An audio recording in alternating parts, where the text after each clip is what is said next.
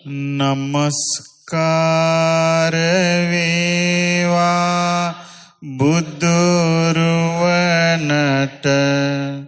සමදා බුදු හිමි සරණ යමි.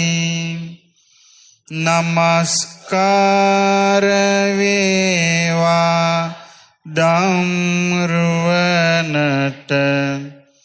සමදා සදකම් සරණ යමි. නමස්කාර වේවා සංඝරුවනට සමදා මහා සංඝ සරණ යමි. නමස්කාර වේවා තුනුරුවනට සමදා තිසරණ සරණ යමි. සාදු සාදු. පින්වත්නි, බුදුරජාණන් වහන්සේ මේ ලෝකයට අසන්ට නොලැබෙන දෙයක් දේශනා කරන්නේ. උන්වහන්සේ ධම්සක් පැවතුම් සූත්‍රය දේශනා කළ වේලෙහි භූම්‍යස්ත කියන්නේ භූමාටු දෙවිවරුන්ගේ සිට අකනිටා බඹලෝ දක්වා දෙවිවරු ප්‍රීති ഘോഷාවක් කළා.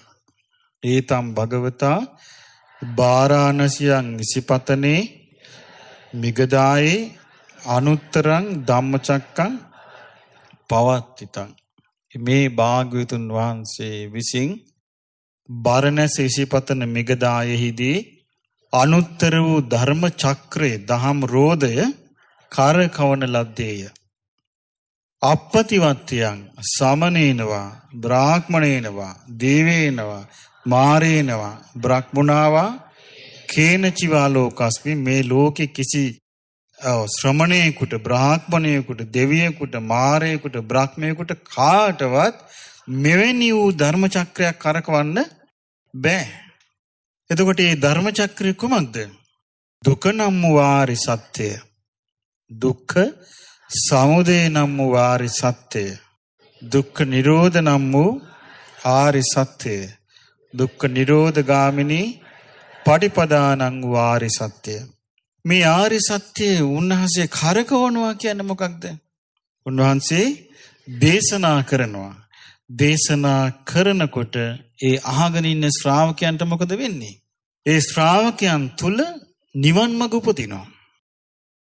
ඒ ශ්‍රාවකයන් තුල මෙතෙක් හට නොගත් නිවන් මඟ හට ගන්නවා. මෙතෙක් නූපන් නිවන් මඟ උපදිනවා. මෙතෙක් නොඇසූ නිවන් මඟ ආසනවා. දැන් බලන්නේ බුදුරජාණන් වහන්සේගේ ශ්‍රාවකයන්ට උන්වහන්සේ දේශනා කරාම අප්‍රමාණ වචන වලින්, අප්‍රමාණ උදාහරණ වලින් උන්වහන්සේ වසර 45 මුළුල්ලේම සම්බුද්ධත්වයට පත් වෙලා උන්වහන්සේ වැඩ සිටියේ 45 වසරයි. ඒ 45 වසර පුරාවට වෙහෙස නොගෙන උන්වහන්සේ කලේ මේ චතුරාර්ය සත්‍ය දේශනා කිරීමයි. එතකොට මේ සඳහා උන්වහන්සේ දැරූ උත්සාහය ඒකාන්තයෙන්ම මේ දෙවි මිනිසුන්ට හිතසුව පිණිස පැවතුණා. සතර අපායේ වැටි වැටි ගිය දෙවියන් මිනිසුන් සදාහටම සතර අපායෙන් නිදහස් වුණා. පරත්තරක් නොපෙනෙන භවයක මෙරි මෙරි ඉපදී එක එක ආත්ම භාව ලැබමින් මෙරි මෙරි ඉපදී ගිය දෙවි මිනිසුන් මේ භවයෙන් එතෙර වුණා. අමා මහ නිවන නම් වූ දූපතෙහි පිහිටියා. සදාකාලික රැකවරණය ලැබුණා. ඉතින් මේ බුදුරජාණන් වහන්සේ වදාළ ඒ ධර්මයෙන් උගන්වන දේ උන්වහන්සේ පෙන්වා දුන්නේ අප තුල තියෙන දෙයක්. නමුත් වෙලා තියෙන්නේ මොකද්ද? මේ තියෙන දේ වැහිලා තියෙන්නේ. කුමක්ද වැහිලා තියෙන්නේ? දුක්ඛාරය සත්‍ය වැහිලා. දුක්ඛ සමුදයාරය සත්‍ය වැහිලා. දුක්ඛ නිරෝධාරය සත්‍ය වැහිලා. දුක්ඛ නිරෝධගාමිනී පටිපදාරි සත්‍ය වැහිලා. එතකොට සම්මා සම්බුදු රජාණන් වහන්සේ පහළ වෙලා කරන්නේ කුමක්ද? මේ වැසී ඇති ආරි සත්‍ය විවර කරනවා, අනාවරණය කරනවා, විවෘත කරනවා, දකින්න සලස්සනවා. ඉතින් ඒ වගේ උන්වහන්සේ නිරන්තරයෙන්ම මහන්සි අරන් තියෙනවා මේ දුක විස්තර කරලා දෙන්න. දුක්ඛාරි සත්‍ය විස්තර කරලා දෙන්න උන්වහන්සේ මහන්සි ගත්ත හරියට. වැසී තියෙනකොට මේ දුක වැහිලා නම් තියෙන්නේ. දුකේ හට ගැනීම වැහිලා නම් තියෙන්නේ. ඒ දුක නැතිවීම, නිරුද්ධ වීම වැහිලා නම් තියෙන්නේ. ආර්ය අෂ්ටාංගික මාර්ගයේ වැහිලා නම් තියෙන්නේ. මේ උපන්න සත්‍යයට කිසිම පිළිසරණක් නැහැ. ඔහේ ඉපදෙනවා, ඔහේ වයසට ගිහිල්ලා මැරිලා යනවා. එකම දේ කර්මයට දාස වෙලා සිටීමයි. කර්මයේ පිළිසරණ කරගෙන සිටීමයි. දැන් අපි මේ මිනිස් ලෝකේ උපදුනේ කර්මය දායාද කරගෙන. කර්මානුරූපව තමයි අපිට මේ ඇස කන නාසය දිවකය මනස ලැබුණේ. කර්මානුරූපව තමයි අපිට මේ සිහිනුවන ලැබුණේ. කර්මානුරූපව තමයි අපි මේ ජීවිතේ සකස් කරගත්තේ. ඊට පස්සේ අපිට සිද්ධ වෙනවා මෙතනින් චුත වෙන්න. දැන් මින් තව අවුරුදු 100ක් යද්දී මෙතන බණ කියන මා සිටීද? කොහෙත්ම නැහැ. බණ අහසන ඔබ නැත්තේම නැහැ. එතකොට එහෙනම් මට ඔබට මක් වෙනවද? චුත වෙනවා. චුත වෙන්නේ කොහෙන්ද? මේ ගත කරපු ජීවිතෙන් චුත වෙනකට ගෙනියන්නේ මොනවද? ඔව්, මේ කයින් යමක් කළාද? වචනයෙන් යමක් කිව්වද? සිතින් යමක් සිතුවද? එයින් හැදිච්ච දේ අපි වරා යනවා. එතකොට මේ සිතකය වචනේ පටලැවිලා තියෙන්නේ අනවබෝධය තුල මිසක් අවබෝධය තුල නෙවෙයි. මේ සිතකය වචනේ පටලැවිලා තියෙන විදිය ලියා ගන්න තමයි බුදුරජාණන් වහන්සේ මේ ධර්මය දේශනා කරන්නේ. අද අපි ඉගෙන ගන්න පේන පින්ඩූපම සූත්‍රය. එතකොට මේ ධර්මයේ බුදුරජාණන් වහන්සේ දේශනා කරන්නේ අපේ මේ පටලවිල්ල ලියා ගන්නයි. හැබැයි ලියා ගන්න තියෙන්නේ ප්‍රඥාව පාවිච්චි කරලා. ප්‍රඥාවෙන් මිසක් වෙන දෙයකින් මේක ලියෙන්නේ නැහැ. එතකොට මේ බුදුරජාණන් වහන්සේගේ ධර්මය නුවණින් මෙනෙහි කිරීම කියන එක ඒ බුද්ධ කාලේ හිටපු ඒ කාලේ ජීවත් වෙච්ච මිනිස්සුන්ගේ වාසනාව එක. ඒ කියන්නේ ඒ බුදුරජාණන් වහන්සේ සමහර අවස්ථාවල හරි පුදුමයි. බුදුරජාණන් වහන්සේ බොහොම කෙටියෙන් දේශනා කරනවා. දේශනා කරාම ශ්‍රාවකයෝ කියනවා අනේ ස්වාමීනි භාග්‍යතුන් වහන්සේ මට වැටහුණා. භාග්‍යතුන් වහන්සේ මට වැටහුණා කියනවා. එතකොට අහන කොහොමද වැටහුණේ කියලා. එතකොට කියන භාග්‍යතුන් වහන්සේ මට මෙන්න මේ විදිහටයි වැටහුණේ කියලා අර ලස්සන අර්ථ ඔහුට වැටහෙනවා. දැන් මේ යුගයේ අපිට අනිත් පැත්ත කියනවා නොවැටහෙයි. එතකොට ඒ කියන්නේ එතකොට අපිට මේකෙන් තේරෙනවා අපේ ප්‍රඥාව කොයිතරම් දුර්වලද කියලා. අපේ සිහිය කොයිතරම් දුර්වලද? අපේ වීරිය කොයිතරම් දුර්වලද? නමුත් දැන් අපිට පේනවා ඉරිසියාවක් ඇති වුණොත් ඒක වහා සිත වැළඳ ගන්නවා. තරහක් හටගත්තොත් වහා සිත ඒ වැළඳ ගන්නවා. ලෝභයක් හටගත්තොත් වහා සිතය වැළඳ ගන්නවා. මාන්නයක් හටගත්තොත් වහා වැළඳ ගන්නවා. මේ ප්‍රහාණය කිරීමට ධර්මයේ සීකර ගන්න අමාරුයි. මේකට තමයි පිරිහීම කියන්නේ. නමුත් මේ පිරිහෙන ලෝකේ හරි අපට නොපිරිහි ගිය යුගයේ මිනිසුන් ඇසූ ධර්මය අහන්න ලැබෙනවා. ඒක අපට ලැබෙන ලොකු කුමක්ද සසරේ කළ පිනක්. ඒක අපට වචනෙන් කිව නොහැකි සංසාරේ කළ කුමක්ද පිනක්. හැබැයි මේ පින ගිලිහෙන්න පුළුවන්. මේ වතාවේ මේ පින ගිලිහුණොත් ගිලිහුණාමයි.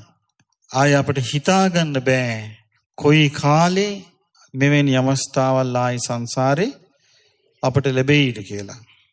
දැන් බලන්න හිතලා අවුරුදු 800ක වගේ කාලයක් ලංකාවේ මේ බෞද්ධ සිද්ධාස්ථාන වල් බිහි වෙලා වනාන්තරගත වෙලා තිබ්බා. සේරුවාවිල සෝමාවතිය ඊළඟ රුවන්වැලි සෑය අබේගිරි ජේතවනි ඒවා ඊළඟට මිහින්තලේ පැත්ත පළාතේ මිනිස්සුන්ට යන අවස්ථාවල් අවුරුදු 700ක් නැහැ. ඉතින් අපි ඒවෙන් අත්මිදිලානේ දැන් ඉන්නේ. ඊළඟට මේ ධර්මය අහන්න නැහැ. ඒ කාලේ වැඩිපුරම බලපෑවුවේ මන්ත්‍ර ශාස්ත්‍රය, ජ්‍යොතිෂය මේවා විතරයි. බුද්ධ ශාසනය අහන්න ලැබුණේ නැහැ. එතකොට බලන්න එහෙනම් කලාතුරකින් තමයි මේ චූට්ටක් ඉස්මතු වෙන්නේ. එතකොට ඒ ඉස්මතු වෙද්දී ඔබට ඒ අහන්න ලැබෙද්දී ඔබේ හිත පිහිටන්නේ නැත්තම් බුදුරජාණන් වහන්සේ කෙරෙහි පැහැදීමේ ධර්මයේ කෙරෙහි හිත පහදින්නේ නැත්තම් ශ්‍රාවක සංඝයා කෙරෙහි සිත පහදින්නේ නැත්තම් ඔබේ සිතේ ස්වභාවය වෙනස් වෙයිද? නැහැ. වචනේ කියන රටාව වෙනස් වෙයිද? නැහැ. කයින් කරන ක්‍රියාව වෙනස් වෙයිද? නැහැ. එහෙනම් යන්න තියෙන්නේ ආර බුදුරජාණන් වහන්සේ මනුස්ස චුති සූත්‍රය වදාළ පාරි තමයි. උන්වහන්සේ පෙන්වන්නේ ඊටාම ස්වල්ප පිරිසයි ආයේ මිනිස්සු වෙන්නේ. ඊටාම අල්ප පිරිසයි නැවත දෙවියන් වෙන්නේ. මහ පොළොව වගේ මහා පිරිසක් නිරේ යනවා. තිරිසන් අපාය යනවා. പ്രേත ලෝක යනවා. දැන් පින්වත්නි එහෙමනම් අපේ නෑදෑයෝ කොයි තරම් අපිට මුණ ගැහෙන යද්ද සත්තු සරපයි වෙලා. අපිත් එක්ක හිටපු අය කොයි තරම් ඇද්ද මේ සසරේ പ്രേතය වෙලා. අපේම දරු මුණුබුරෝ කොයි තරම් ඇද්ද නිරේ. එතකොට එහෙම ගමනක යද්දි තමයි ආයමත් මේ බන්ධන ඇති වෙන්නේ. ඉතින් මේ බන්ධනයන්ගේ ඉවරයක් නැහැ. මේ යන ගමනේ කෙලවරක් නැහැ. මේ කෙලවර වෙන ධර්මය අපිට ඊටමත් කලාතුරකින් අහන්න ලැබෙන්නේ. ඉතින් බුදුරජාණන් වහන්සේ ඒ කාලේ වැඩ සිටියේ අයෝධ්‍යා කියන නගරේ. අයෝධ්‍යා කියන නගරේ ඒ නගර ආසන්නයෙන් ගලාගෙන යනවා ගංගා කියන නදිය. ඉන්දියාවේ තියෙනවානේ ගංගා, යමුනා, අචිරවති, සරභු, මහි, මහා ගංගා. මේ ගංගාවන්ගෙන් අදටත් ගංගා යමුනා කියන නම් දෙක පාවිච්චි වෙනවා.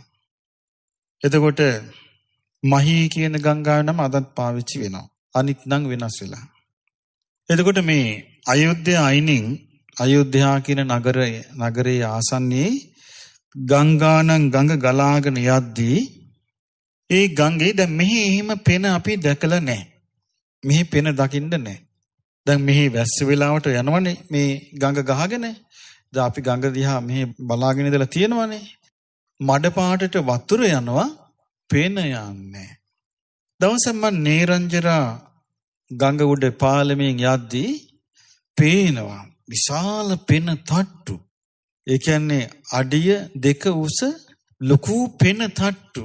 ගඳ ගහන මේ දුමුරු පාට සුදු පාටට හුරු ලොකු පෙන තට්ටු අර ගඟ දෙපැත්තේ ඉවුරේ වැදිලා තියෙනවා. මහා පෙන තට්ටු ගහගෙන යනවා.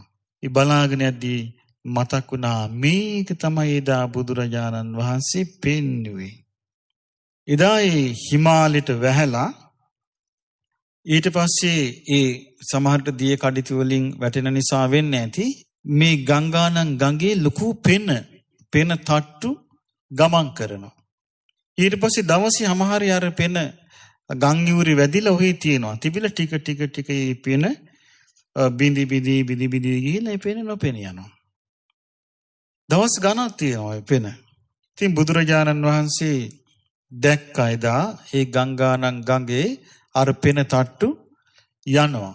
ඊළඟට ඉවුර දෙපැත්තේ පෙන තට්ටු තියෙනවා. බුදුරජාණන් වහන්සේ භික්ෂුන් වහන්සේලාට කතා කරලා කියනවා මේන් බලන්න මහණෙනි අන්න පේනවද? ඇස් තියෙන කෙනෙකුට හොඳට පේනවා මේක. මේන් බලන්න පෙන තට්ටු මේ තට්ටු හැදිලා මේ වතුරේ පෙන තට්ටු තියෙන හැටි. බුදුරජාණන් වහන්සේ වදාළා පින්වත් මහණෙනි ඥානවන්ත කෙනෙකුට මේ පෙන දිහා බලාගෙන හොඳ පාඩමක් ඉගෙන ගන්න පුළුවන්. ඥානවන්ත කෙනෙකුට මේ පෙන දිහා බලාගෙන හොඳ පාඩමක් ඉගෙන ගන්න පුළුවන්. මේ බුද්ධිමත් කෙනෙක් මේ පෙන ලොකුවට තිබුණාට ගුලි තට්ටු ගහිලා මේක හොඳට බැලුවොත් පේනවා මේකේ කිසිම සාරයක් නැහැ. මේ ලකුවට පෙවුනට ඇතුළ හිස්. මේකේ කිසිම සාරයක් නැති දෙයක් කියලා හොඳට පේනවා. ඈතට පේනවා නිකන් පුළුන් කුට්ටි වගේ. ඔව් පේන ලකුවට හැදලා පේන තට්ටු පා වෙනවා. එතකොට පේන්නේ මහා ලොකු දෙයක් තියෙනවා වගේ. නමුත් ළඟට ගිහිල්ලා හොඳට බලද්දි මොකද්ද තියෙන්නේ? කිසිම දෙයක් නැති හිස් දෙයක්. ඉතින් බුදුරජාණන් වහන්සේ අහනවා බලන්න මහණෙනි මේ පේන පිඬේ සාරයක් තියෙනවයි. හරයක්. හරය කිව්වේ අරටුවක්. මේ පේනවල අරටුවක් තියනවද කියලා අහනවා. ඒ කියන්නේ සිඳින්නේ බිඳින්නේ නැති හොඳ සාර සම්පන්න දෙයක් මේ පෙනාස්සේ තියනවාද කියලා අහනවා. තියනවාද? නෑ. බුදුරජාණන් වහන්සේ වදාළ මහණෙනි මෙන්න මේ රූපෙත් මේ අරටුවක් නැති සාරයක් නැති පෙන වගේ. පෙනගුලි වගේ.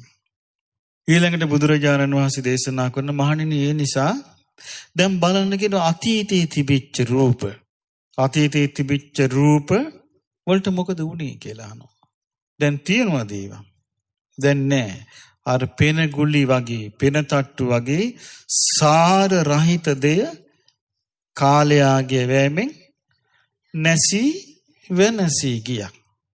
ඊළඟට අහනවා බුදුරජාණන් වහන්සේ මහණෙනි අනාගත රූපේට මක් වේවිද? අනාගත රූපයත් අර පෙන වලට වෙන දේම සිද්ධ වෙනවා. මහණෙනි දැන් තිබෙන රූපේට මක් වෙයිද? දැන් තින රූපයත් අර පෙන ගුලි වගේ තිබිලා ටිකෙන් ටික මේ රූපය වියකී යනවා. ටිකෙන් ටික නැති වී යනවා. ටිකෙන් ටික අභාවයට පත් වෙනවා. මහණෙනි තමාගේ කියා සලකන රූපයක් ඇද්ද? ඒ රූපයත් පෙන ගොඩක් වගේ නේද කියලා අහනවා. දැන් අපිට පේන්නේ මේ පෙන ගොඩ ඉතින් කිලෝ 100 බර නේ කිලෝ 150 පෙන ගොඩවල් තියෙනවා. අරටුවක් නැහැ. අරටුවක් සාරවත් දෙයක් සාරවත් දෙන්නේ කාලය ගැවෑමෙන් මොකද වෙන්නේ? මේ ශරීරයේ තියෙනව නම් යම් ලස්සනක් යම් රූපයක් ඒ රූපේ වියකී යනවා. මේ දැස්වල තියෙනව නම් පෙනෙන ගතියක් ඒක නැති වෙලා යනවා. කනේ තියෙනව නම් ඇහෙන ගතියක් ඒක නැති වෙලා යනවා. දිවේ තියෙනව නම් රස දැනෙන ගතියක් ඒක නැති වෙලා යනවා. නාසයට දැනෙනවා නම් ගඳක් සුවඳක් ඒක නැති වෙලා යනවා. ඇඟපතේ තියෙනව නම් යම් හයිහත්තියක් ඒක නැති වෙලා යනවා. සිතේ තියෙනවා නම් යම් කිසි බලවත් කල්පනා කරන්න පුළුවන් හැකියාවක් ඒකත් නැති වෙලා යනවා.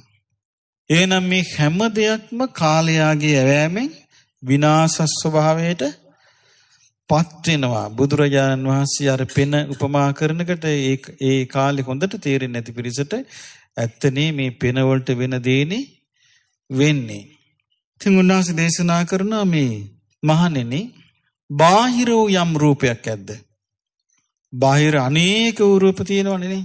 ස්ත්‍රී රූප, පුරුෂ රූප, සත්තුන්ගේ රූප නොඑක ආකාරයේ තියෙනවා.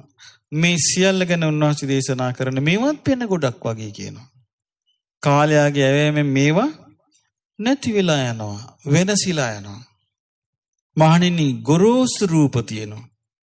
මේ ගොරෝසු රූපත් පෙන ගොඩක් වගේ නැසී වෙනසී යනවා. මහණෙනි සියුම් රූප තියෙනවා. සියුම් රූපත් නැසී වෙනසී යනවා. මහණෙනි ලාමක රූප තියෙනවා. දැන් අපිට පේනවනේ ලාමක ශරීර තියෙන අය. ඒ රූපත් නැසී වෙනසී යනවා. දැන් අපි ගත්තොත් ප්‍රනීත රූප කියලා කියනවා දිව්‍ය රූප. නමුත් ඒ ඔක්කොම කාලයාගේ ඇවෑමෙන් නැසී වෙනසී යනවා. බුදුරජාණන් වහන්සේ දේශනා කළා තියෙනවා දෙවියෝ දිවි ලෝකෙන් චුත වෙන්න යනකොට මොකද වෙන්නේ? ඔවුන් පැලඳ ඇති, ඔවුන් පැලඳ සිටින මල් පාරවී යනවා.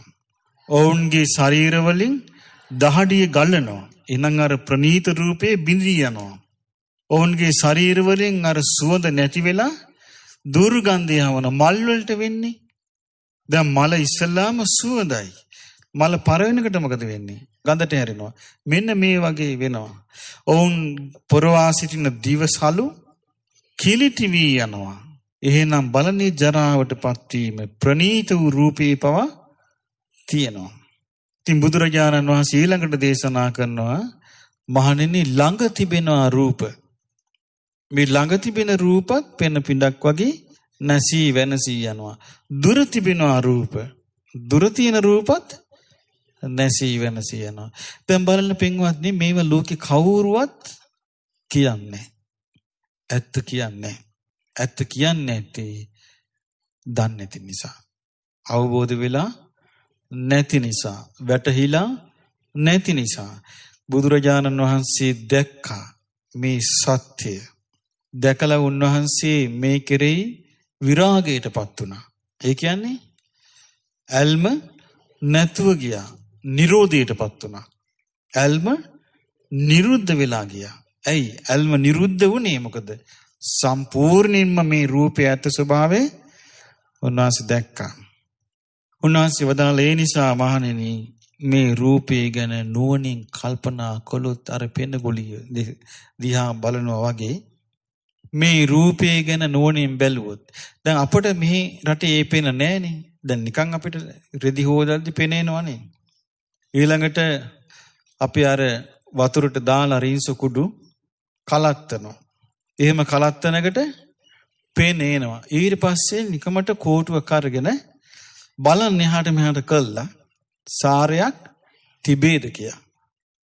ඉතින් මේ නිසා මේ වගේ මේ පෙන ගුලියක් වගේ කියන මේ ශරීරය.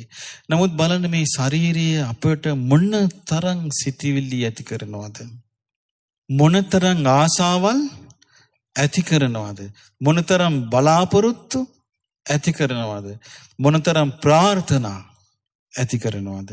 මේ සෑම දෙයකින්ම වෙන්නේ අසාර වූ ශරීරයට නැවත නැවත නැවත අපි ආසා කිරීම නේද? මේක ඉවරයක් නැත්තේ අපි දුකට ආස නැහැ. සියලු දෙනාගෙන් ඇහුවොත් දුකට ආස නැහැ. නමුත් රූපයට ආසයි. රූපේ දුක බව දන්නේ නැති නිසා. දුකට ආස නැහැ. සැප විඳින්න ආසයි. වේදනාව දුක බව දන්නේ නැහැ. දුකට ආස නැහැ. නමුත් හඳුනා ගන්න ආසයි. සංඥාව දුක බව දන්නේ නැහැ. දුකට ආස නැහැ. සංස්කාර රැස් වෙනවට ආසයි. දන්නේ නැහැ. දුකට ආස නැහැ. විඥානයේ පැවැත්මට ආසයි. දන්නේ නැහැ. මේ ආස කළා තියෙන්නේ දුකට බව. බුදුරජාණන් වහන්සේ මේ හිරිදරව් නොකරන්න අපට කවදාවත් මේ කාරණේ තේරුම් ගන්න හම්බ වෙන්නේ නැහැ. මට මතකයි මේ ඉස්සෙල්ලා එක අම්මා කෙනෙක් තුන්ඩුවක් ලියලා දීලා තිබුණා. ඒ අම්මගේ පුතා නැති වුණාය. එයාම කලින් සිල් සමාදන් වෙලා හිටියේ. දැන් සිල් ගන්නත් බෑ. මේ පුතා නැතිවීමේ වේදනාව බලපවත්වනවා කියලා. පුතා නැතිවීමේ වේදනාවද තියෙන්නේ රූපේ අනිත්‍ය වීම නොදැනීම වේදනාවද? රූපේ අනිත්‍ය වී බව නොදන්නා වේදනාව. රූපේ අනිත්‍ය වී ගියා කියලා අවබෝධ වුණා නම් යම් මොහොතක එදාට අම්මගේ දුක සංසිඳෙන්නේ නැද්ද? සංසිඳෙනවා. එතකොට මේ දුක සංසිඳෙන්නේ නැත්තේ මොකද? ඒ රූපය මගේ දරුවා. මගේ කියලා අර නැසී වෙනසී යන දෙය සිතෙන් වැළඳ ගැනීම. ඉතින් මගේ කියලා අපි යමක් සිතෙන් වැළඳ ගන්නවාද? ඒ දේ අපට අහිත පිණිසම දුක පිණිසම හේතු වෙනවා. බුදුරජාණන් වහන්සේ එක්තරා අවස්ථාවක වදාලා මහණෙනි යම් කිසි දෙයක් මම කියලා ගත්තොත්, මගේ කියලා ගත්තොත්, මගේ ආත්මය කියලා ගත්තොත් ඒ ගත්තු දේ නිසා දුක හටගන්නේ නැත්නම් ඉබඳු දෙයක් ඔබට හම්බ වුණාද? එතකොට භික්ෂුන් වහන්සේලා පිළිතුරු දෙනවා ස්වාමීනි භාග්‍යතුන් වහන්සේ යම් කිසි දෙයක් මම කියලා ගන්නවා නම්, මගේ කියලා ගන්නවා නම්, මගේ ආත්මය කියලා ගන්නවා නම් ඒ ගත්තු දෙයින් දුක හටගන්නේ නැත්නම් ඉබඳු දෙයක් අපට හම්බුනේ නැහැ. බොහොම හරි මහණෙනි මට හම්බුනේත් නැහැ කියනවා. බලන්නේ බුදුරජාණන් වහන්සේ විග්‍රහය මෙහෙම දේවල් කවුද ලෝකෙ වෙන කතා කළේ? අනිත් හැමෝම කතා කළේ මේ ලෝකේ රැවටීමට අයිති දෙයමයි. ඊළඟට බුදුරජාණන් වහන්සේ රූපය ගැන විස්තර කළා ඊට පස්සේ භික්ෂුන් වහන්සේලාගෙන් අහනවා මහණෙනි පායන කාලේ අවසන් වුණාම මහා වැහි වහිනවා. එතකොට ඔබ දැකලා තියෙනවද මේ මහා වැහි බිඳු ජලයට වැටෙන අයුරු? ස්වාමීනි දැකලා තියෙනවා. ඒ ජලයට වැටෙන වැහි බිඳු දිස්ස බලා ඉඳලා තියෙනවද කියලා අහනවා. තියෙනවා කිව්වා. කුමක්ද වෙනස ඒකේ? ඔව් ජලයට වැහි බිඳු වේගෙන් වැටෙනකොට මොකද වෙන්නේ? දී බුබුලක් හට ගන්නවා. ඊළඟ එක වැටෙනකොට ඒ දී බුබුල නැසිලා තවත් වෙනත් එකක් හට ගන්නවා. මේ වගේ සැනකින් දී බුබුලු හට ගන්නවා, සැනකින් දී බුබුලු නැසී යනවා. බුදුරජාණන් වහන්සේ දේශනා කළ මහණෙනි ඥානවන්ත මිනිසෙකුට ජීවිතයේ දකින්න නිමිත්තක්. ඥානවන්ත මිනිසෙකුට ජීවිතයේ අර්ථ සොයන්න නිමිත්තක්. ඒ මිනිසයා බලාගෙන ඉන්නවා. මේ දියබුබුලු හට ගන්නවා, දියබුබුලු වෙනසෙනවා. මේ කුමක් වූ වටිනාකමක් තියෙනවාද? හරයක් තියෙනවාද? බලද්දි පේන්නේ කුමක්ද? නිකම්ම හට ගන්නවා, නිකම්ම නැසී යනවා. හට ගැනීමයි නැසී යාමයි විතරයි මේ දියබුබුලු වල තියෙන්නේ. මහණෙනි ඥානවන්ත කෙනා ඒ දිස බලද්දී ඔහුට අරුතක් මුණ ගැහෙන්නේ නැහැ. ඔහුට සාරයක් මුණ ගැහෙන්නේ නැහැ. ඔහුට වටිනාකමක් මුණ ගැහෙන්නේ නැහැ. බුදුරජාණන් වහන්සේ වදාලා පින්වත් මහණෙනි ඔන්න ඔය විදියයි අප තුළ ඇති වෙන සැප දුක් උපේක්ෂා විඳීම. අපට සැප ඇති වෙච්ච අවස්ථා මතක නැද්ද ඔබට? සතුට ඇති වෙලා නැද්ද ජීවිතේ කවදාවත්? ඇති වෙලා තියෙනවද හිත? එතකොට මේ සතුටට මොකද වුනේ? දැන් තියෙනවද ඒක? දැන් නැහැ. එතකොට අපිට දුකත් ඇති වෙලා තියෙනවා. සමහර අවස්ථාවල දුක ඇති වෙලා නැද්ද? අනේ මේක නැති වෙන්නේ නැද්ද කියලා හිතන විදියට. එතකොට ඒකත් නැති වෙලා ගියා. උපේක්ෂාව දන්නේම නැහැ. ඇති වෙලා නැති වී යනවා. බුදුරජාණන් වහන්සේ වදාලා මහණෙනි මේ ඔක්කොම විඳීම් අර දිය බුබුල ඇති වෙනව නැති වෙනවා වගේ. දැන් බලන්න ඒ කාලේ හිටපු මිනිස්සයා මේ බුද්ධ දේශනාවල් අහද්දී වේගෙන් Tamanගේ සිහිය නුවණ දියුණු කරගන්නේ නැද්ද? දියුණු කරගෙන විමසා බලනවා. මේ විඳීම ඇති වී නැති වී ගියේ හැටි. දැන් අපි එක එක්කෙනාගේ ජීවිතවල අතීතයක් නැද්ද? තියෙනවා. අපි අතීතයේ සතුට හොයපුවා. අපි ඒව දැන් නැති වෙලා නැද්ද? නැති වෙලා. අපි විඳලා තියෙන කායික මානසික දුක් ඒවත් නැති වෙලා නැද්ද? නැති වෙලා තියෙනවා. උපේක්ෂා ඒවත් නැති වෙලා නැද්ද? අනාගතයේ අපිට යම් සැපක් ලැබෙයිද? අනාගතයේ යම් දුකක් විඳීද? අනාගතයේ යම් උපේක්ෂාවක් විඳීද? ඒකටත් මේ දේ සිද්ධ වෙනවා. ඒක කාටවත් වළක්වන්න බෑ. මොකද ඒ හේතුව ඒ විඳීමේ ස්වභාවය කුමක්ද? හට ගැනීම නැසීම. බුදුරජාණන් වහන්සේ ඒක හොඳට විග්‍රහ කළා. දැන් අපි රූපය ගැන අපි තා පොඩ්ඩක් ගමු. මේ වේදනාව ගැන කතා කරන්න කලින් මේ රූපේ පෙන පිටක් වගේ ඇති වී නැති වී යනවානේ. මේ රූපේ හටගන්නේ මොකෙන්ද? ආහාර ප්‍රත්‍යයෙන් සතර මහා ධාතුන්ගෙන්. දැන් බලන්න මේ සතර මහා ධාතුන්ගෙන් හටගත්තු අපේ රූපේ පවතින්නේ ආහාර ප්‍රත්‍ය නේද? එතකොට මේ ආහාර පාන අපි වේලාවට ගත්තේ නැත්නම් ඒ රූපේ පැවැත්ම ඉදිරියට ගෙනියන්න පුළුවන්ද? බෑ. ඒ පානය කළ යුතු ජලය අපි වේලාවට ගත්තේ නැත්නම් ගත යුතු ආහාර වේලාවට ගත්තේ නැත්නම් අපි දින කීපයක් නොගෙන හිටියොත් මේ රූපෙට මොකද වෙන්නේ? මේ රූපේ වේගෙන් ජරාවටපත් වෙනවා. වේගෙන් ජරාවටපත් වෙලා රූපේ වෙනස යනවා. එහෙනම් මේ රූපේ සතර මහා ධාතුන්ගෙන් හටගත්තු දේ. ස්පර්ශය ගැන බුදුරජාණන් වහන්සේ විග්‍රහ කළා තියෙනවා. මේ විඳීම හටගන්නේ ස්පර්ශයෙන්. ඒ කියන්නේ මේ ඇස කන නාසය දිවකය මනස. දැන් ඔන්න අපිට තියෙනෝනේ ඇස් දෙක, කන් දෙක, නාසය, දිව, ශරීරය, මනස. ඇහැට කුමක්ද අරමුණු වන්නේ? රූප. කනට ශබ්ද. නාසයට ගඳ සුවඳ. දිවට රස. ශරීරයට පහස සිතට අරමුණු. එතකොට දැන් මේ ඇහැ තිවෙනවා රූපත් තියෙනවා. නමුත් අපේ හිත තියෙන්නේ වෙන කල්පනාවක නම් රූපෙ පෙනෙයිද? රූපෙ පේන්නේ නැහැ. මෙවැනි අවස්ථාවල අපිට හම්බ වෙලා නැද්ද? හම්බ වෙලා තියෙන අපි වෙන ඕන කල්පනාවක වැටිලා කඩේකින් බඩුවක් ගන්න යනවා. දන්නේම නැහැ කඩේ පාස් වෙලා. වෙලා නැද්ද එහෙම? නේ මේ කියලා ආයෙ හැරිලා යන්නේ නැද්ද අපි? වෙලා නැද්ද එහෙම? කඩේ තිබ්බා. ඇස් දෙකක් තිබ්බා. අරගෙනත් හිටියා. නමුත් සිත යොමු වෙලා තිබුණේ. එහෙම අවස්ථාවල් නැද්ද? තියෙනවා. ඔන්න අපි ඊළඟට ඔන්න ප්‍රවෘත්ති අහන්න කියලා හිතාගෙන ඔන්න ඉන්නවා ලෑස්ති වෙලා. තව කෙනෙක් වෙන කතාවක් පටන් ගන්නවා. ඒ කතාවට හිත යනවා. ප්‍රවෘත්ති ගිහිලා ඉවරයි. එහෙම වෙලා නැද්ද? ඊට පස්සේ අපි ඊළඟ එක්කෙනාගෙන් අහනවා මොකද්ද කිව්වේ කියලා. එතකොට නම් කන තිබුණා. ශබ්දේ තිබුණා. විඥානය හටගත්තේ නැහැ. එහෙමනම් මේ සම්බන්ධය ඇති කරලා දෙන්නේ විඥානය.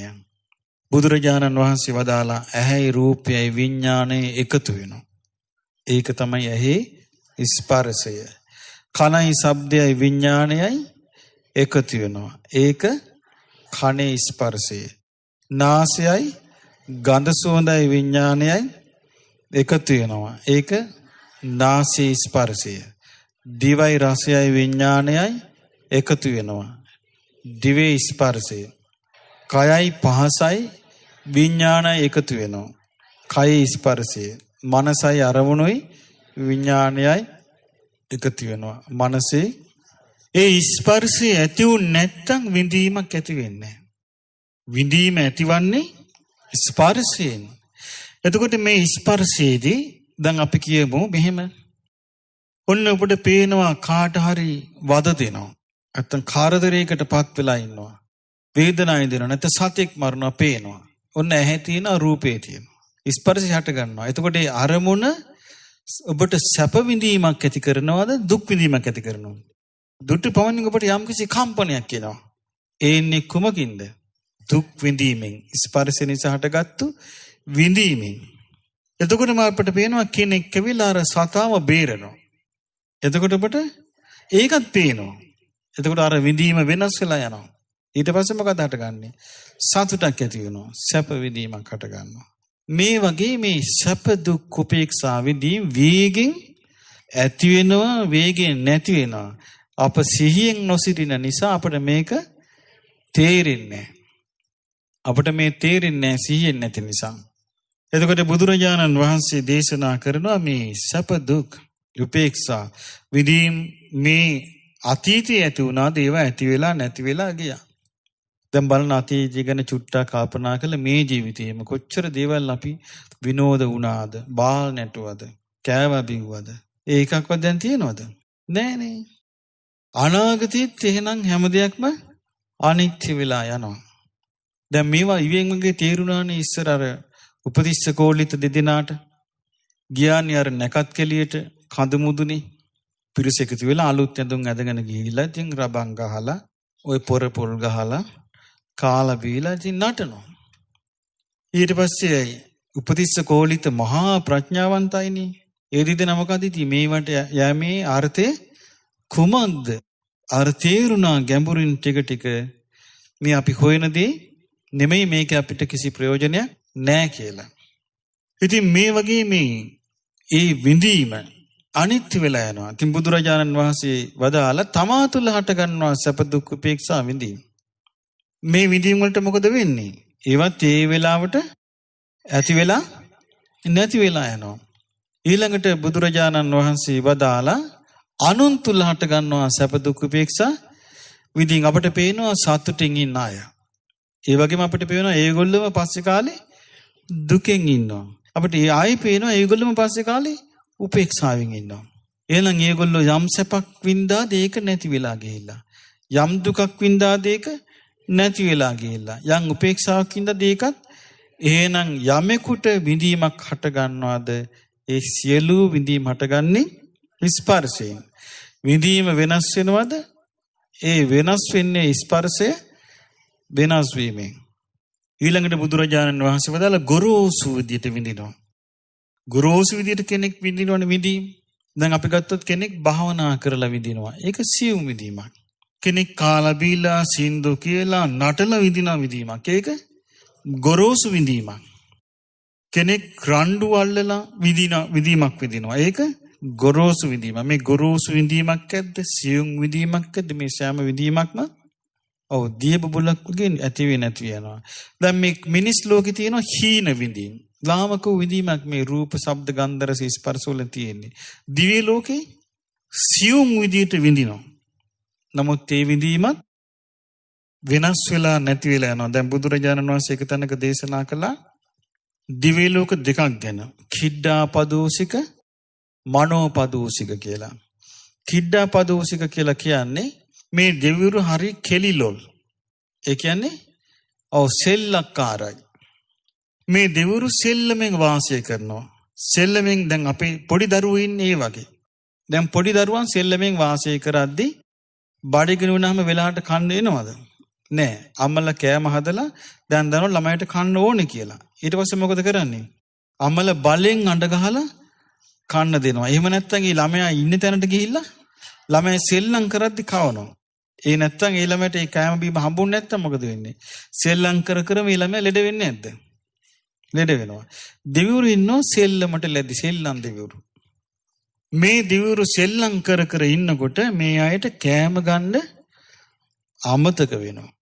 ඒ හේතුවෙන් ඔවුන් චුත වෙනවා. බලන්න එතකොට නැත්නම් දිව්‍ය ලෝක වල මේ මිනිස්සුන්ට තරම්වත් ඔරුත්තු දෙන්නේ නෑ. බොහොම සුළු වෙලාවකින් චුටුස් ගාලා නිවිලා යනවා. එතකොට තව දිව්‍ය ලෝකයක් තියෙනවා මනෝපදෝසික. ඒ දිව්‍ය ලෝක දෙවිවරු ගැන බුදුරජාණන් වහන්සේ වදාළේ මේ දෙවිවරු තරහට ගන්නවා. තරහ හටගත්තාම ඒ අයට ඒක නැති කරගන්න අමාරු වෙනවා. එතකොට එක්කෙනාට එක්කෙනා තරහෙන් බලාගෙන ඉන්නවා. බලාගෙන ඉන්නකොට ඔවුන්ගේ අර තීච්ඡ ශාරීරික ශක්තිය අඩු වෙගෙන ගිහිල්ලා ඔවුන් චුත වෙනවා. ඒකට කියන්නේ මනෝපදෝසික. දැන් බලන්න මේ වගේ ලෝකෙක ගියාම සමහර අය දවසින් දෙකෙන් චුත වෙනවා ඇති. එතකොට බලන්න මේ කොයිතරම් වේගෙන් මේ ජීවිතේ අනිත්‍ය වෙලා යනවාද? ඉතින් බුදුරජාණන් වහන්සේ පෙන්වා දෙනවා මහණෙනි ඥානවන්ත කෙනා නුවණ තියෙන කෙනා සැප දුක් උපේක්ෂා විඳීම් දෙස බලන්නේ කොයි විදියටද? දිය බුබුලක් හට අරගෙන නැති වී යන ආකාරයටයි. දී බුබුලක් ඇති වී නැති වී යන ආකාරයටයි දකින්නේ. එහෙම දකිනකොට ඒ කෙනා ඒ කෙරෙහි කලකිරෙනවා. කලකිරලේ වේදනාව කෙරෙහි තියන් ඇල්මක් ඇද්ද? ඒ ඇල්ම දුරු කරනවා. දැන් බලන්න පින්වත්නි මේ සැපට දුකට උපේක්ෂාවට මුලා නොවි එහි අනිත්‍ය දකින්න ඔහු තුල කොයිතරම් තීක්ෂණ ප්‍රඥාවක් ඕනේද නේ? අයි එහෙම නැත්තම් කොහොම හොයන්නද මේක? අපිට සැපක් ඇති වුණොත් ඒකට රැවටෙනවා. දුකක් ඇති වුණොත් ඒකට ගැටෙනවා. උපේක්ෂාවක් ඇති වුණොත් ඒකට මුලා වෙනවා. මිසක් අපිට මේකේ සත්‍ය දේ පේන්නේ නැහනේ. ඉතින් බුදුරජාණන් වහන්සේ තමයි මේක නෝනේ විමසීම සහ බලන්න කියලා අපිට දේශනා කරන්නේ. ඉතින් බුදුරජාණන් වහන්සේ වදාළ මහණෙනි මේ විදිහට බලද්දී කෙනාට කිසිම සාරයක් පේන්නේ නැහැ කියනවා. මේ සැප විඳීමේ දුක් විඳීමේ කිසිම සාරයක් පේන්නේ නැහැ. උපේක්ෂා වින්දනයේ කිසිම සාරයක් පේන්නේ. උට පේන්නේ මේක හිස් දෙයක්. මේ දුක හට ගන්නවා, විඳීම හට ගන්නවා, විඳීම නැතු යනවා. දැන් අපිට මේ විඳීම දකින්න බාධා මොකද්ද? මගේ කියන එකයි මේකට බාධා. ඇයි මගේ කියලා හිතනකම් මේ හේතුඵල ධර්ම වැහිලා තියෙන්නේ. මගේ කියලා අපි හිතනකම්ම මේ හේතුඵල ස්වභාවය අපිට වැහිලා තියෙන්නේ. එතකොට මේක නොඇසී විවෘත වෙන්න නම් මගේ කියන අදහසින් බැහැර වෙලා බලන්න ඕනේ. මගේ කියන අදහසින් බැහැර වෙලා බැලුවොත් තමයි මේ විනාශ වෙන දෙයක් නේද කියලා ඔහුට දකින්න පුළුවන් වෙන්නේ. දැන් බලන්න මේ වෙනස් වීම දකින්නේ දැන් අපිට හිතපු ගමන් ඔය දඹදිව වන්දනාව යන සමහර අම්මලා මට කියනවා අනේ මේ බුදුරජාණන් වහන්සේ මෙහි පහළ වෙච්ච කාරණේ අපට ස්වාමීනි ආදයි වැටහුනේ කියනවා. ඇයි කියලා? මේ හරියට මේ දුක් විඳිනවනේ මිනිස්සු. ඒ කියන්නේ දැන් මේ හිතාගෙන ඉන්නේ මේ බුදුරජාණන් වහන්සේ වැඩ හිටිය කාලෙත් අර හිඟන්නෝ තමයි හිටියේ කියලා. එතකොට මේ සාරිපුත්ත මහරහතන් වහන්සේලා මොග්ගල්ලාන මහා කස්සප අනුරුද්ධ ආදී ඒ ඔක්කොම හිඟන්නෝද? මට කියනවා අර හිඟා කකයින අර දුක්ඛිත මිනිස්සු ඉන්න ඉන්දියාවේ දූවිලි නාගෙන ඉන්නේ අර නකුට වෙච්ච බලලා අනේ මේ බලන්න මේ දුක අවබෝධ කරගන්නනේ බුදුරජාණන් වහන්සේ මෙහි පහළ වුණේ. මං අහනවා අද පහළ වුණාද? 2500කට කලින් මේ තිබෙච්ච ඉන්දියාව දැක්කද ඔය අම්මා මේ අද ඇවිල්ලා? එතකොට අපිට පේනවා අපිට වැටහීම කොයිතරම් දුර්වලයිද කියලා. එතකොට මේ බ්‍රහ්ම ලෝකෙන් දැන් අපි මහා කස්සප මහ රහතන් වහන්සේ කොහේඳලාද මිනිස් ලෝකෙට වැඩියේ? බඹලොව ඉඳලා සාරිපුත්ත මොග්ගල්ලාන මේ සියලු මහ රහතන් වහන්සේලා බොහෝ බ්‍රහ්ම ලෝකේ ඉඳලා ඉහළ දිවි ලෝකේ ඉඳලා මහා පිං කඳවල්. ඉතින් උන්වහන්සේලා වාසය කළේ දුකසේද? ඊතා සැපසේ මහා ධන සම්පත් පිරුණු නිවාසවල වාසය කළේ. දැන් අර යසකුල පුත්‍රයා ගිහිගේ අත්හැරලා යද්දි රත්තරන් සෙරපු දෙකක් දාගෙන ගියේ. අපේ අම්මලා ගිහින් කියනවා අනේ බුදු කෙනෙක් පහළ වීමේ අරුත මට අදයි වැටහුනේ කියනවා.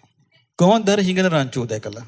අනේ මේ දුක අවබෝධ කරවන්න මේ බුදුරජාන් වහන්සේ මේ අනේ අනිච්චං බලන්න. එතකොට ඒ කියන්නේ එච්චරටම බුදුරජාණන් වහන්සේ කවුද? ඒ ධර්මයේ කුමක්ද? කිසි දෙයක් දන්නේ. මේ කියන ධර්මය අවබෝධ කරන්නේ කෙනෙක් සීලයත් සමාධියත් ප්‍රඥාවත් වැඩෙන ආර්ය අෂ්ටාංගික මාර්ගය තුල නෙවෙයිද? ආර්ය අෂ්ටාංගික මාර්ගය තුල අවබෝධ කළ යුතු ධර්මයක් අර හිඟන්නෝ දිහා බලලා අපි හිතුවොත් මේන් දුක කොච්චර වැරදිද? එතකොට අපිට පේනවා කවදාවත් ඒ කෙනාට බුදුරජාන් වහන්සේ කෙරෙහි හිත පහදින්න විදියක් නැහැ. ධර්මයේ කෙරෙහි පහදින්න විදියකුත් නැහැ. හිතන්නේ කොහොමද මේ දුකටපත් වෙලා ඉන්න අයනේ මේකෙන් මේ හිඟන්නම් බේරන්න කියලා හිතන්නේ? බුදුරජාණන් වහන්සේ එහෙම නෙමෙයි කළේ. උන්වහන්සේ කළේ අවබෝධය ඇති කිරීම. එතකොට මේ අවබෝධය ඇති කළා දෙවිවරු. අවබෝධය ඇති කරගත්තා. ඊළඟට මිනිස්සු. දැන් මිනිස්සු අසර හිටපු මහා ඥානයේ තිබුච්චා හිටියේ නැද්ද? රූප ලස්සන අය. අවබෝධ කරගත්තේ නැද්ද? අවබෝධ කළා. කිසි බාධාවක් නැතුව අවබෝධ කළා. දැන් අතිශයින්ම සුරූපීව හිටි කේමා. ඒ අපගේ බුදුරජාණන් වහන්සේගේ ශාසනයේ ප්‍රඥාවෙන් අග්‍ර වූ භික්ෂුණීන් වහන්සේ කේමා බිම්බිසාර මහ රජතුමාගේ අගබිසව මේ චතුරාර්ය සත්‍ය අපූර්වට අවබෝධ කළේ. එතකොට අපට පේනවා මේ අවබෝධ කරන්නේ කුමකින්ද? ඔව් ප්‍රඥාවමයි පාවිච්චි කරලා තියෙන්නේ ආර්ය අෂ්ටාංගික මාර්ගය තුලමයි. දැන් පින්වත්නි අපි මේවා හරියට නිරවුල් කරගත්තේ නැත්තම් හරියට ඒවා වටහා ගත්තේ නැත්තම් අපිට මෝඩ සිතුවිලි එන්න පුළුවන්. ඒ මෝඩ සිතුවිලි වලින් අපිට බුදුරජාණන් වහන්සේ හඳුනා ගන්න තියෙන අවස්ථාව මගහැරෙන්න පුළුවන්.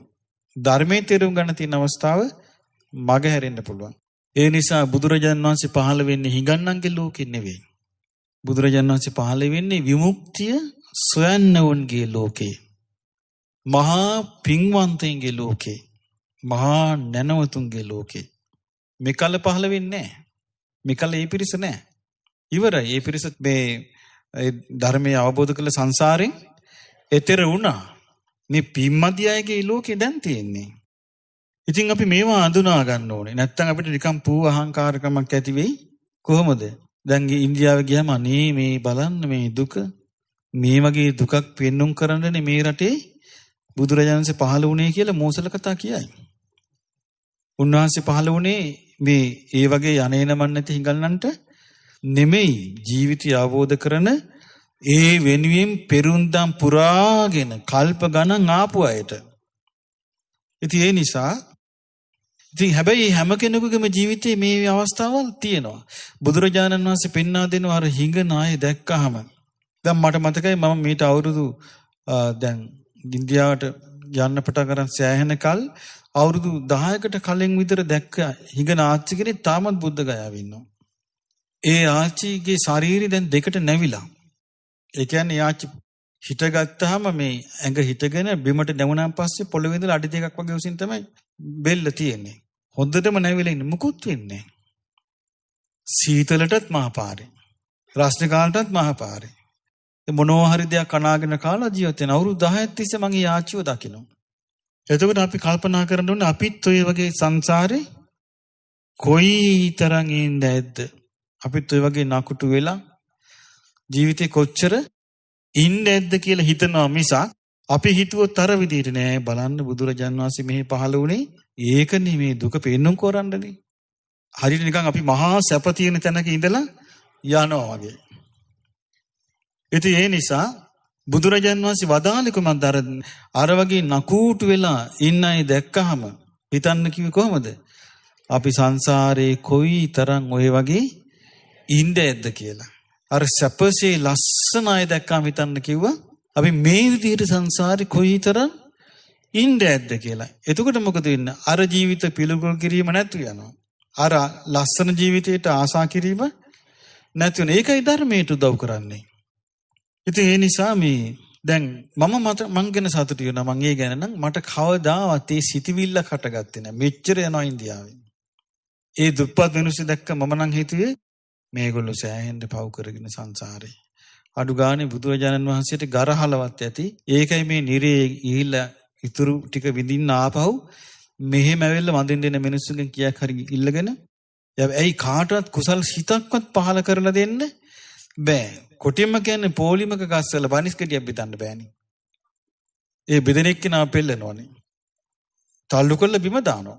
බේරෙන්න බෑ. දැන් මම ඉතින් හැමෝටම මගේ දානයක් දෙනවා ඒ පිරිසට.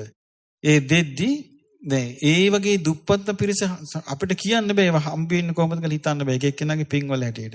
හරි අමාරුයි යුද්ධයක් කළා තමයි අපි දෙන්නේ ඒක. බොහොම අමාරු හිත හදලා.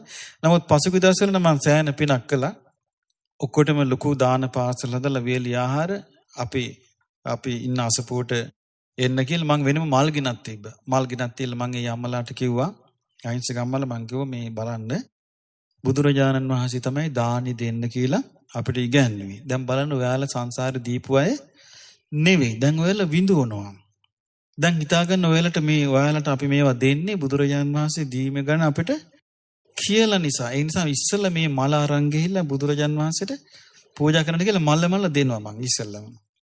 ඊට පස්සේ ඒක අරන් ගිහලා පූජා කරනවා. ඉතින් ස්වාමීන් වහන්සේ නමක් ඉතින් ඉඳලා චුට්ටක් වන්දනවා. මං කිව්වා අපි මේගොල්ලන්ට මෙහෙමවත් කරලා බලින් හරි මල පූජා කරවමු. මොකද මේකවත් හිතසුව පිණිස හිත පාදින්නේ නැහැ. දැක්කනේ වෙනස? හිත පාදින්නේ නැහැ. ඉතින් මේ නිසා අපිට මේ රූපය අවබෝධ කරන්නේ වේදනා සංඥා සංස්කාර අවබෝධ කරන්නේ මහා පින්වන්ත කෙනා. අපි ඒක මතක තියාගන්න ඕනේ.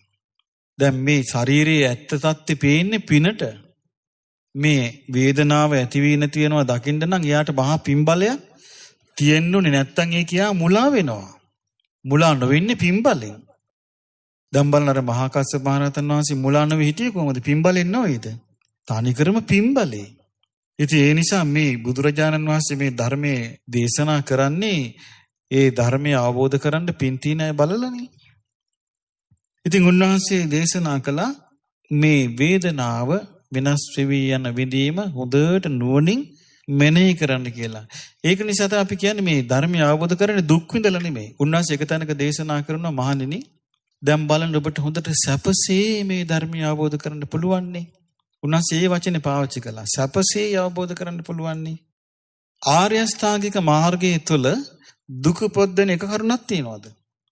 දුක උපද්දවා දෙන එක කරුණක්වත් නැහැ. ඒ මාර්ගයේ අනුගමනය කරන්න පටන්ගත් වෙලාව ඉඳලා ඔහුට තියෙන සැපසේ යන මාර්ගයක්.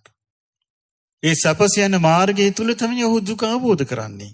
දුකෙන් නිදහස් වෙන්නේ. දුක් විඳලා නෙවෙයි.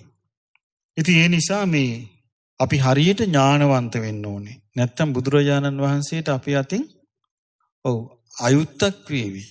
උන්වහන්සේ පහළ වෙච්ච කාරණාව පටලැවි.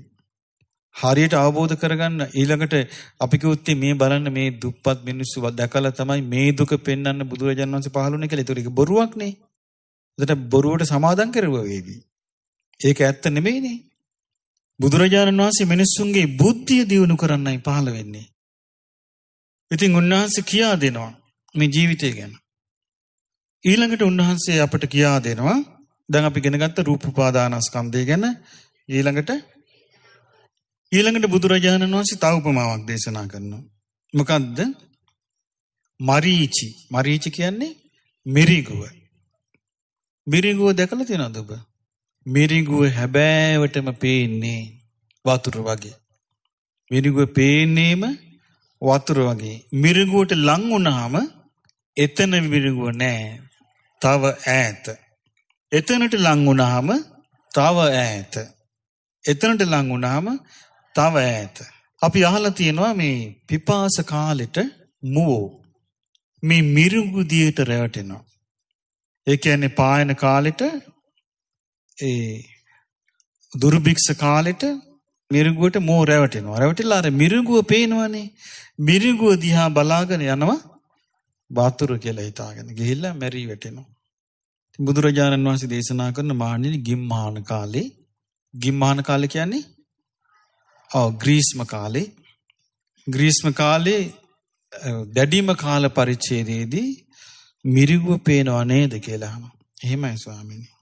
මේ මිරිඟුව පේනවා ඥානවන්ත මිනිස්සෙකුට. ඒ ඥානවන්ත මිනිස්සයා මේ මිරිඟුව දිහා බලාගෙන නුවණින් විමසනවා. විමසන්නේ කොහොමද? මේක අපිට පේනවා තියෙන දෙයක් වගේ. වතුර වගේ පේනවා. හරි පුදුමයි වතුර වගේමයි පේන්නේ. දැන් හිතපෙ ගමන් අපිට පේනවා අපි වාහනේ යනකොට පේනවා මිරිඟුව තියෙන වෙලාවට ඉස්සරහ වාහනේ යනකොට ඒ වාහනේ ඡායාව අර මිරිඟුවේ වැටෙනවා. ඇත්තටම වැහැලා වගේ. ඊට පස්සේ හිත ලං වෙනකොට වෙච්ච දෙයක් නැහැ. ඉතින් බුදුරජාණන් වහන්සේ වදාළ මහණෙනි මේ ඥානවන්ත කෙනා මේ මිරිඟුව දෙස බලලා ජීවිතය ගැන මෙනෙහි කරනවා.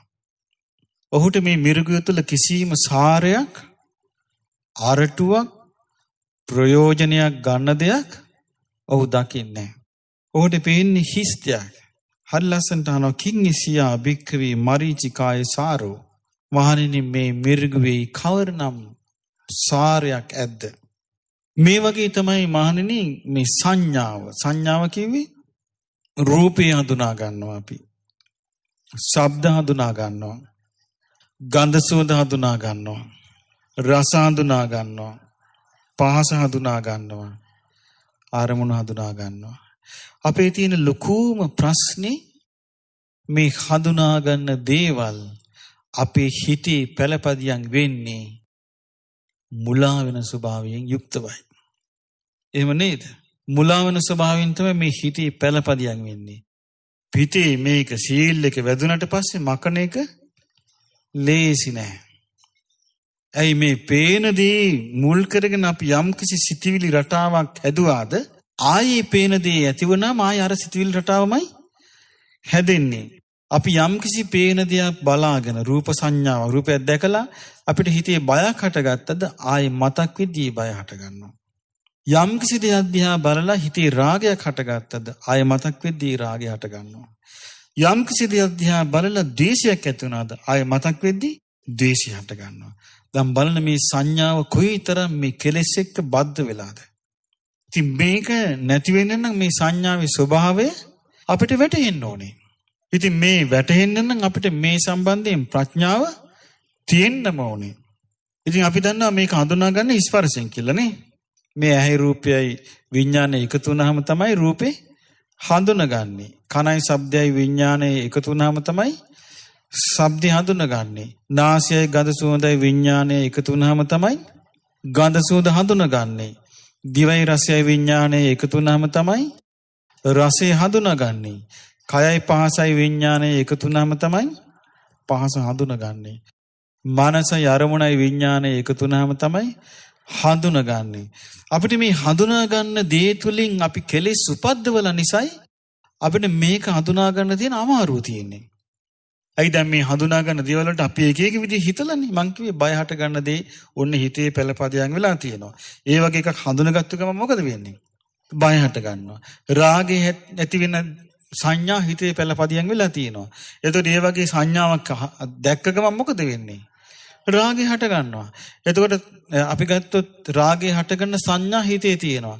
අපි කිට කවුරු කෙනෙක් කතා කරනවා. කතා කරද්දී අර සංඥාව හිතේ ඇති වුණොත් ආය රාගේ හටගන්නේ නැද්ද?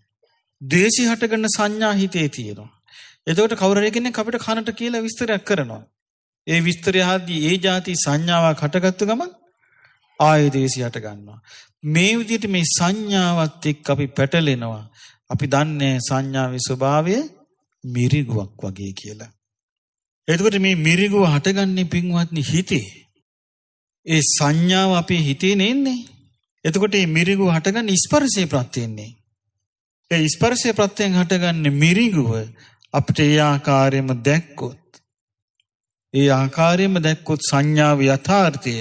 ඊට පස්සේ සංඥාවට ඔහු කලකිරෙනවා. ඒ සංඥාව ඇලෙන්නේ නැහැ. ඒ සංඥාව ඇලෙන්නේ නැහැ. දැන් බලන්න අර සුභාතෙරණියගේ කතාව බලන්න නේ. ඒ සුභාතෙරණියට මේ ශාරීරික කිසිවක් රාගයක් හටගන්නේ නැහැ. සුභාතෙරණියේ ලස්සන උපමාවක් කියන මේ සල්ලාලයට. සල්ලාලයට කියනවා ආයුෂ්මත මට තේරෙන්නේ නැහැ කියනවා. මොකද්ද ඒ කියන රාගය කියලා. ඒ බලන්නේ හිතෙන් ඒ සංඥාව තුළ රාගය හටගන්නේ. ඊට පස්සේ ලස්සන උපමාවක් කියනවා. මේ ජීවිතේ රූකඩයක් වගේ කියනවා. නූල් වලින් නටවන දර කෑලි ගොඩක් කියන මේ රූකඩේ තියෙන්නේ. මං ඒ නූලුත් කඩලා වීසි කළා. මං ඒ රූකඩේ දර කෑලිත් කඩලා වීසි කළා. ඔබ මට කියන්නේ ඒ දර කෑල්ලකට ආස කරන්නද? බලන්නේ ජීවිතේ කොච්චර දැක්කද කියලා. ඇත්ත කොච්චර දැක්කද? ඉතින් මේ නිසා මේ සංඥාව තුළ විපරීත නොවීම මේ ජීවිතේ අවබෝධ කරන්න පුදුම විදියට උදව් කරනවා. දැන් බලන්න හිතලා බුදුරජාණන් වහන්සේ මේ අසුභය ගැන පෙන්වනවා. දැන් උන්වහන්සේගේ අර දස සංඥා බලන්න. මොනවද දස සංඥා වලට තියෙන්නේ? අනිත්‍ය සංඥා, අනාත්ම සංඥා, අසුභ සංඥා, ආදීනව සංඥා, පහාන සංඥා, විරාග සංඥා, නිරෝධ සංඥා, සබ්බ ලෝකී අනවිරත සංඥා, මේ ඔක්කොම සංඥා. දැන් ඒ සංඥා කියන්නේ හඳුනා ගැනීම. දැන් අපි හඳුනාගatti වෙනින් එකක්. ඒක නෙමේ පටලැවිල්ල තුල අපි මේ හිරවිලා ඉන්නේ. ඉතින් බුදුරජාණන් වහන්සේ මේ සිරවීමෙන් අත්මිදෙන්න තමයි වදාලේ. අතීතේ යම් සංඥාවක් තිබ්බාද ඒ සියලු සංඥා මිරිඟුවක් වගේ. ඇත්ත නේද? පුංචි කාලේ අපිට මොනවද තිබුණේ? පුංචි කාලේ පොඩි යාළුවෝ සෙල්ලම් බඩු, සෙල්ලම් වාහන මේවනේ අපේ ලෝකෙ තිබුණේ නේ. හුලම් පෙති, බෝල, පිටි, වලං නේ මේවනේ තිබුණේ. ඒ ඔක්කොම මේ බලාගෙන හිටපු අපි දැකපු ඇහැට පෙනිච්ච කනට ඇහුණු ඒ අපි පුංචි කාලේ තිබිච්ච සංඥා ටික දැන් කිසි දෙයක් නැහැ. ආයේ කාලයක් එනවා. අමුතුම සීන ලෝකික. කොහේක නදකින් කියනවා මතක් වුණාම. වෙච්ච දෙයක් නැහැ. ආයේ මතක් කරන්න එපා කියනවා. පුංචි කාලේ ඒ යුගයේ අපි කන්නාඩිය නිතර බලනවා. දැන් කන්නාඩිය ළඟට යනකොට කේන්ති. අය අර පරණ රූපේ වෙච්ච දෙයක් නැහැ. දැන් බලන්න එතකොට මේ සංඥාව විපරීත වෙලා යන හැටි නේ. බුදුරජාණන් වහන්සේ අතීත සංඥාව එතකොට වෙනස් වෙලා ගියේ නැද්ද? මිරිඟුවක් වගේ නැති වෙලා ගියා. එහෙනම් අනාගත සංඥාවත් මිරිඟුවක් වගේ නැති වෙලා යනවා. මේ වර්තමාන සංඥාවත් මිරිඟුවක් වගේ නැති වෙලා යනවා. ඊළඟට යම් සංඥාවක් තමායයි සලකනවද මේකත් මිරිඟුවක් වගේ නැති වෙලා යනවා. යම් සංඥාවක් අනුන්ගේයයි සලකනවද ඒකත් මිරිඟුවක් වගේ නැති වෙලා යනවා. යම් සංඥාවක් ගොරෝසුද ඒකත් නැති වෙලා යනවා. යම් සංඥාවක් සියුම්ද ඒකත් නැති වෙලා යනවා. යම් සංඥාවක් ලාමකයිද දැන් මේ අපිට ඔක්කොම තියෙන ලාමක සංඥා නැති වෙලා යනවා. යම් සංඥාවක් උසස්ද ඒකත් නැති වෙලා යනවා. බුදුරජාණන් වහන්සේ වදාළන් හරියට ඥානෙ පාවිච්චි කරලා නුවණ පාවිච්චි කරලා විමසුවොත් ඔහුට මේ සාරයක් දකින්න ලැබෙන්නේ. ඔහුට පේන්නේ හිස් දෙයක් කියනවා. අර්ථයක් නැති දෙයක්. දැන් පින්වත්නි මේ කියන කරුණු ග්‍රහණය කරගැනීමේ වටිනාකම තියෙනවා. ඒ කියන්නේ මේවා හරියට අපි ග්‍රහණය කරගෙන පුරුදු කළොත් තේරුම් ගන්න මහන්සි ගත්තොත් මේ ජීවිතේ අපි ගත්තොත් දශමයකින් අපේ ප්‍රඥාව දියුණු කරගත්තොත් දශමයකින් වැඩි ඕනේ. දශමයකින් ප්‍රඥාව දියුණු කරගත්තොත් ගොඩාක් ප්‍රඥාව දියුණු කරගන්නවා කියලා හිතාන්න යන්න එපා. එතකොට නිකන් සීන ලෝකික ඉදී කියෝ. බුදුරජාන් වහන්සේ දේශනා කරන්නේ ඒක හරියට මොකක් වගේද? ඒක අර මේ උඩ තට්ටුවට යන්න ඉනිමග හදනවා වගේ. කියුවෙන එක නමන වගේද? එයා ඉනිමගක් හදනවා. අහනවා මොකටද මේ ඉනිමග හදන්නේ? උඩුමහලට නගින්න කියනවා. කොහෙද ගේ තියෙන්නේ? දන්නේ නැහැ. කවද හදන්නේ තංගනේ? ඒ දන්නේත් නැහැ. ගෙයි ජනේල කීයක් තියෙනවද? දන්නේ නැහැ. නමුත් ඉනිමග හදාගෙන ඉන්නවා. මේ වගේ. එහෙම නැතුව දශමකින් අපිට ප්‍රඥාව දිනු කරගත්තොත්, දශමකින් හරි දිනු කරගත්තොත් ඒක ප්‍රඥාවට නේද ආйти. ඒක ප්‍රඥාවට ආйти. දශමේ හරි අපි මේ දිනු කරගන්න ඕනේ මේ ජීවිතය දැකීමේ හැකියාව. ඊළඟට බුදුරජාණන් වහන්සේ දේශනා කරන මහණනි මේ සංඥාවේ කිසිම සාරයක් නැහැ කියනවා. ඊළඟට උන්වහන්සේ හරි ලස්සන උපමාවක් දේශනා කරනවා. මහණෙනි පුරුෂයෙකුට අවශ්‍ය වෙනවා අරටුවක්. මේ පුද්ගලයා කෙටේරියක් පොරවක් අරගෙන වනාන්තරයට යනවා. යන්නේ කොමකටද? අරටුවක් ගහ කපලා අරටුව රැහැගෙන එන්න, සහගෙන එන්න. ගිහිල්ලා ඌ වනයේට යනකොට ඌට පේනවා ලොකු මහත කෙහෙල් ගහක්. මොහු මේ ගහ කපනවා. කපලා මේ පතුරු ගලවනවා. අරටුවක් නැහැ. ඊට පස්සේ මොහු බලනවා මේ අරටුව අර ගහේ තියෙවිද කියලා වෙන කීල් ගහක් කපනවා.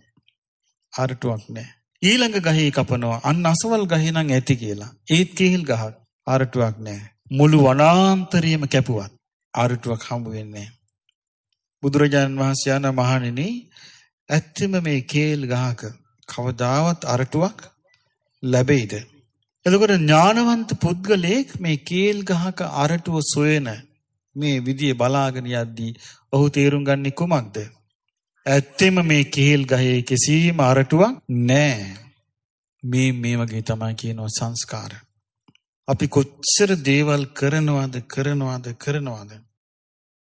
මේ කරන දේවල් ඔක්කොම නිෂ්ඵල විදිහට දැන් අපිට පේනවා සමහර අම්මලා ඔන්න තරුණ කාලේ මහන්සි වෙලා ඉගෙන ගන්නවා. මම ඔන්න බලන්න අපිට හිතන්න තැන මේ කියන්නේ.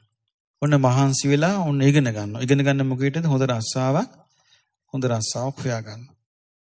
ඊට පස්සේ ඔන්න අර සමනල කාලේ එනවා. ඊට පස්සේ ඒගොල්ලෝ ඔන්න කොහෙන් හරි යාළු වෙනවා. ඔන්න දැන් ඊට පස්සේ මොකද්ද තියෙන්නේ? මහා ප්‍රාර්ථනා ගොඩක්. ඉතින් ඊට පස්සේ ඔන්න මේගොල්ලෝ බොහෝම ඉතින් නැකත් බලලා පොරොන් දමදන් 100%ම ගැලපෙනවා කියමු ඔක්කොම. සුබර් නැකතින් ඔන්න බෑන්දා. ඊට පස්සේ මේගොල්ලෝ ඔන්න ගෙවල් දොරවල් හැදුවා. ඔන්න දරුවෝ ලැබුණා. ඊට පස්සේ මේගොල්ලන්ගේ ලෝකේ කවුද ඉන්නේ? දරුවෝ. දැන් මේ ළමයිට උගන්වනවා. දැන් ළමයි උසමහත් කරලා භාග පාස් වෙනකොට හරි සතුටුයි. ළමයි උසමහත් වෙනකොට හරි සතුටුයි. ළමයි ශාරීරිකව ශක්ති සම්පන්න වෙනකොට හරි සතුටුයි. ළමයි ලස්සන වෙනකොට හරි සතුටුයි. දැන් මේ ටික ළමයි ලොකු වෙලා හැමදේම තියාගන්න බෑනේ. ඊට පස්සේ මොකද වෙන්නේ? ළමයිට රස්සාවල් දෙන්න ඕනේ. අරගෙන හොයලා කොහම හරි ළමයි රස්සාව හොයා ගන්නවා. ඊට පස්සේ මොකද්ද කරන්න ඕනේ? බන්දලා දෙන්න ඕනේ. ටික දැන් මේ ජෝඩුව වයසට යනවා. ඊට පස්සේ බන්දලා දෙනවා.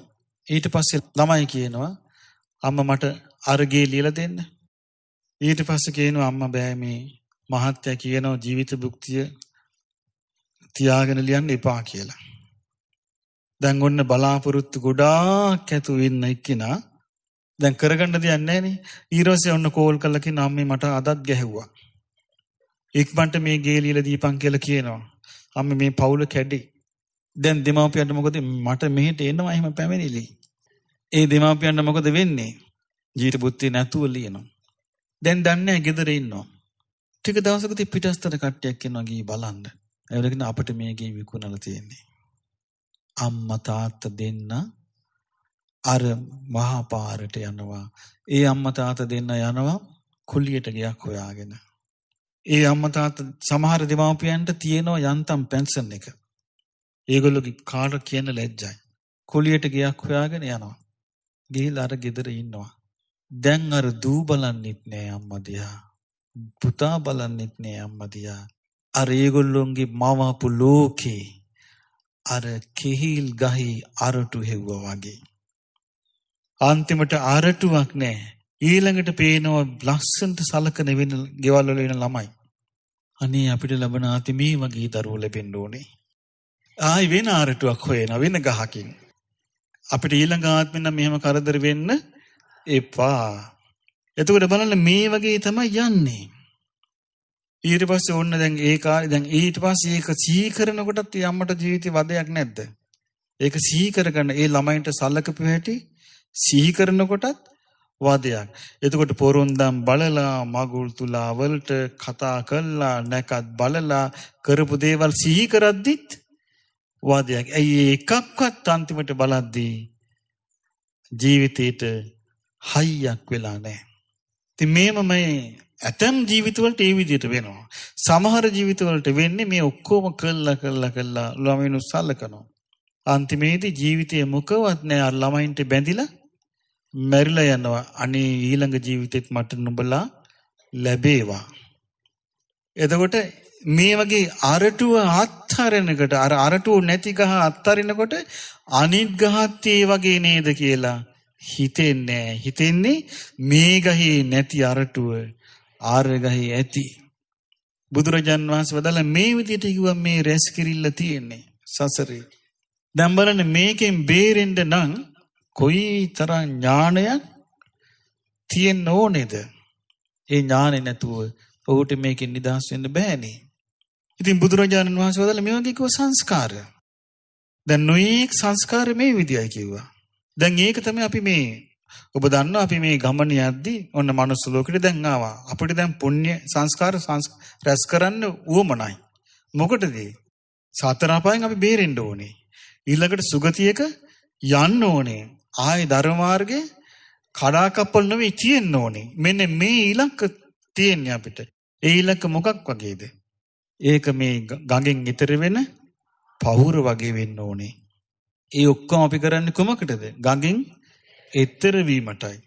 ඒ අදහස නැත්තම් ඔහුට පහුරට ගොඩ වෙන්න හම්බ වෙන්නේ නැහැ. මෙතරම ඉඳගෙන හිතෙන් පහුර බැඳගෙන ඉඳී. ඉතින් මේ නිසා මේ අතීත වූ යම් සංස්කාරයක් ඇද්ද? අනාගත යම් සංස්කාරයක් ඇද්ද? වර්තමාන යම් සංස්කාරයක් ඇද්ද? තමායයි සලකන යම් සංස්කාරයක් ඇද්ද? අනුන්ගේයයි සලකන යම් සංස්කාරයක් ඇද්ද? ගොරෝසු සංස්කාරයක් ඇද්ද? සියුම් සංස්කාරයක් ඇද්ද? හීන සංස්කාරයක් ඇද්ද? ප්‍රනීත සංස්කාරයක් ඇද්ද? සියලු දේම හරයක් නැහැ කියලා නුවණින් අවබෝධ කරගන්න කියලා බුදුරජාන් වහන්සේ වදාලා. ඊළඟට උන්වහන්සේ දේශනා කරනවා මහණෙනි මායාකාරයෙක් ඉන්නවා. මායාකාරයෙක් කිව්වේ මැජික් කාරයෙක් ඉන්නවා. මහණෙනි මේ මැජික් කාරයා නගරේ මැද්දට එනවා. නගරේ මැද්දට ඇවිල්ලා පිරිස රැස් කරනවා. මොකටද මේ රැස් කරන්නේ? මැජික් සංදර්ශනයේට. පිරිස රැස් කරනකොට මිනිස්සු යනවා මේක බලන්න. එතකොට මේ මායාකාරයා පෙන්නන මැජික් එකට අර බලාගෙන සිටින අයට මොකද වෙන්නේ?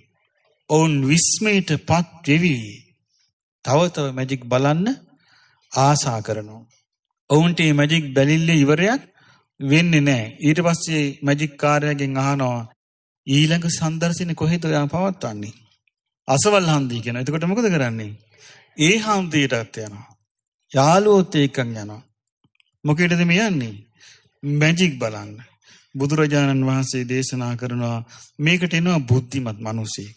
බුද්ධිමත් මිනිසෙක් බලලා කල්පනා කරනවා මේ මැජික් දිහා බලාගෙන මේ එකක්වත් ඇත්ත නෙවෙයි. මේ එකක්වත් ඇත්ත නෙවෙයි. මේ නැත්තක් නේද? ඇත්තක් වගේ පෙන්වන්නේ. මේ ඇත්ත වගේ පෙන්වන්නේ ඇත්තටම නැති දෙයක් නේද? කියලා උහුට ටික බලද්දී මැජික් එකේ හරයක් පේන්නේ. සාරයක් පේන්නේ. බුදුරජාණන් වහන්සේ ආනව මහණෙනි මායාවේ යති සාරේ කොමක්ද?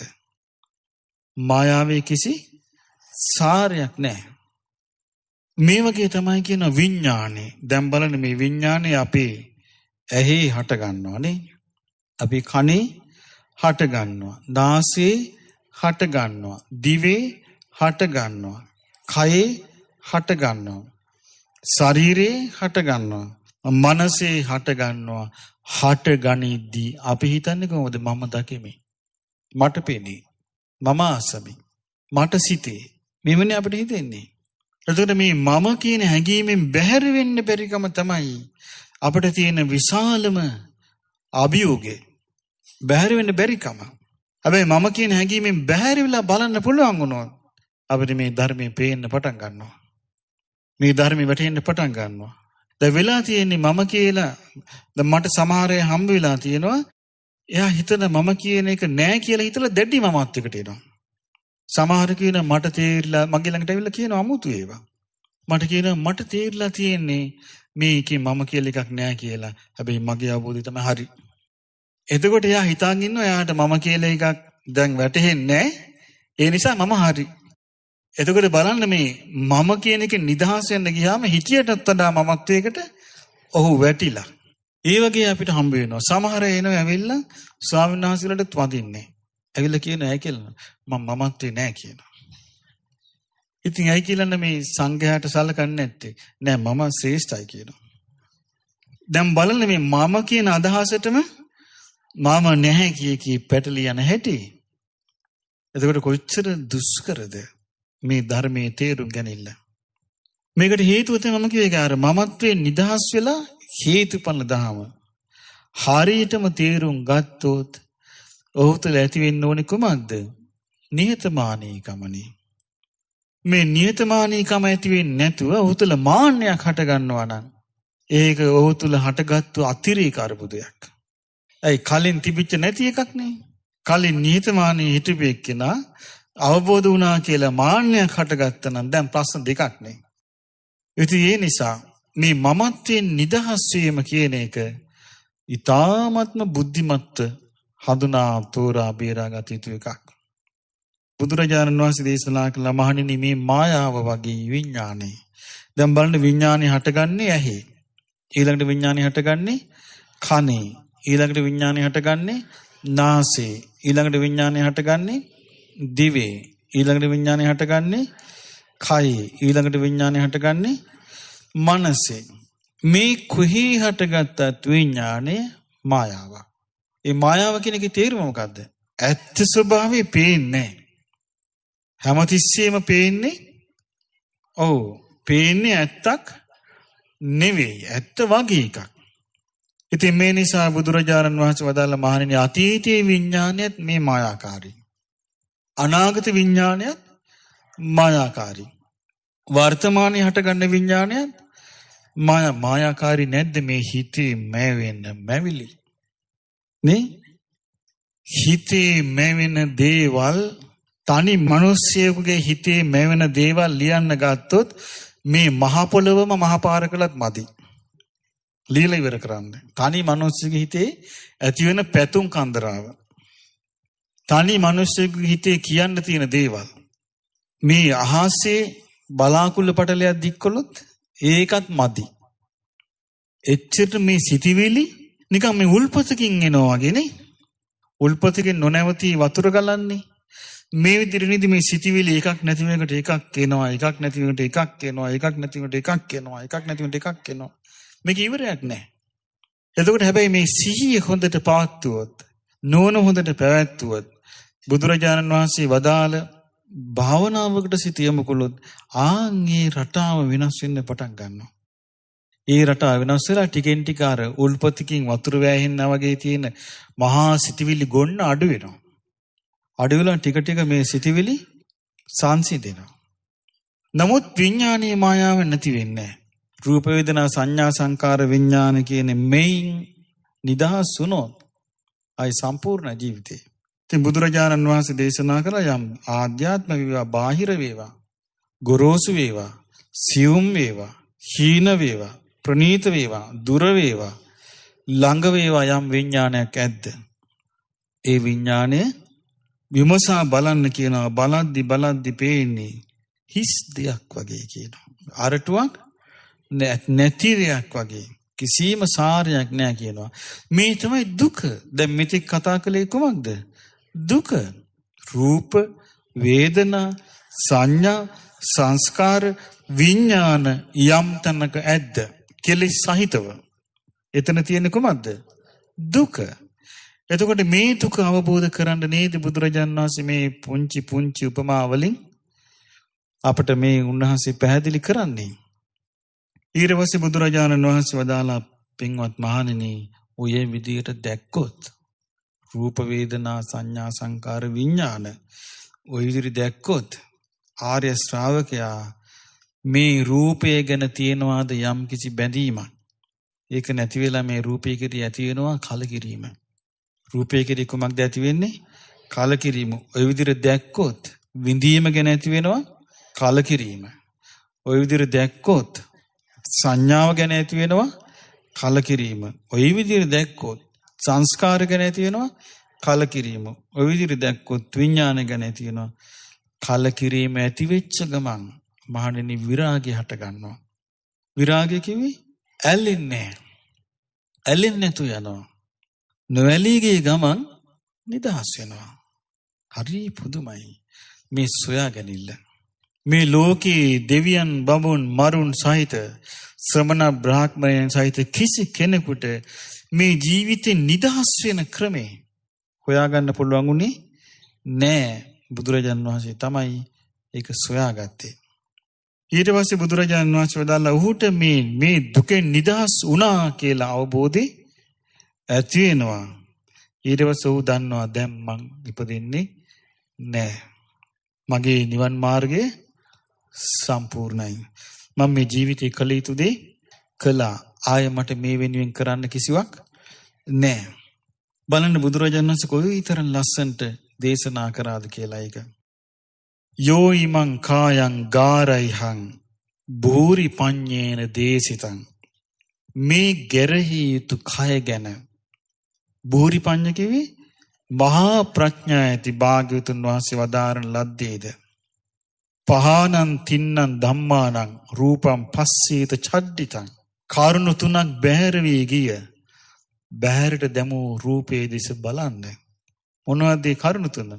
ආයුෂත් උස්නයත් විඥානෙත්. ආයු උස්මාත විඥානං යදා කායං ජහන්තිමං. යම් දවසක මේ ශරීරයේ බැහැර වැටෙයිද අපවිද්දු තදාසීති. කිසිවකට ප්‍රයෝජන ගන්න බැරි ඒ ශරීරයේ තියෙන පරබත්තං අචේතනං චේතනා රහිත ඒ ශරීරයේ සතුන්ට ආහාර පිණිස පවතිනවා. ඒතා දිසායන් සන්තානෝ මායායන් බාලලාපිනී. මේ බාලයන්ගේ ප්‍රශංසාව ලබන මේ ශරීරේ කාගේ ප්‍රශංසාවද ලබන්නේ? බාලයන්ගේ ප්‍රශංසා ලබන මේ ශරීරයේ දිහා බලද්දී වදකෝ ඒසු අක්ඛාතෝ. මේ ශරීරයේ වදකෙක් වගේ කියනවා. සාරෝ එතන විජ්ජති. මේ ශරීරයේ සාරයක් නොපෙනේ. ඒවන් කන්දේ අවික්ඛේය. මේ විදිහට පංච උපාදානස්කන්ධයන් දෙස බලන්නේ නම් බික්ඛු ආරද්ධ විරියෝ. ඔව් පටංගත් වීරිය ඇති භික්ෂුව දිවාවා යදිවා රත්ති සම්පජානෝ පතිසතෝ. දිවා රාත්‍රී දෙකේ හොඳ නුවණින් එහා බලනවා නම් පජහේ සබ්බ සංයෝගං. මේ බැඳෙන ගැලෙන මුලා වෙන සියල්ල යා අත්හරිනවා. කරිය සරණ මත්තනෝ. ඔහු තමාට තමා පිළිසරණ කරගන්නවා. චරේ යාදිත්ත සීසෝව පත්තයන් අච්චුතම් පදං. හිස ගිනිගත්තේ කෙගිනි නිවන ලෙස අච්චුතම් පදං. චුත කියන්නේ චුත වෙන. අච්චුතම් කියන්නේ චුත නොවන. චුත නොවන දේ කොහොමද? අමාමහා නිවන. අමාමහා නිවන පතාගෙන ඔහු ඉන්නවා. ඒ නිසා මේ ගෞතම බුදුරජාණන් වහන්සේගේ උතුම් බුද්ධ ශාසනයේ ඒ බුදුරජාණන් වහන්සේගේ ධර්මය අවබෝධ කරන්න අපටත් වාසනාව ලැබේවා ලැබේවා ලැබේවා. සාදු සාදු.